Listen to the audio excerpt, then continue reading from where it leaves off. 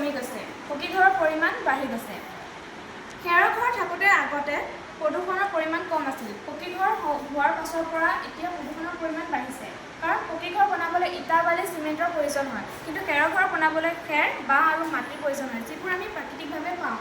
আৰু সেইবোৰ বনাবলৈ আমাৰ ইমান পইচাৰ প্ৰয়োজন নহয়। এই খেৰৰ ঘৰটো এটা খৰচী নহয় বনাওঁতে। আৰু পকী ঘৰ বনাবলৈ বহুতো খৰচ হয়। এডাল বাঁহ কাটিলে খেৰৰ ঘৰত এটা বাঁহৰ প্ৰয়োজন হয়। এডাল বাঁহ এদিনত প্ৰায় 1 মিটাৰ পৰ্যন্ত বাঢ়ে, আৰু সেইকাৰণে পৰিৱেশত কোনো প্ৰদূষণৰ পৰিমাণ নাই বেছি।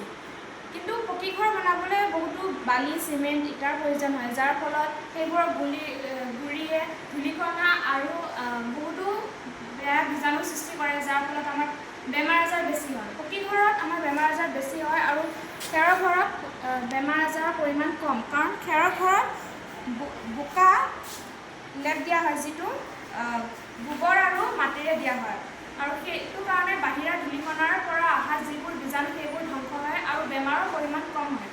খেৰৰ ঘৰত নাতিশীতোষ্ণ অনুভৱ হয়, কিন্তু পকী ঘৰত নাতিশীতোষ্ণ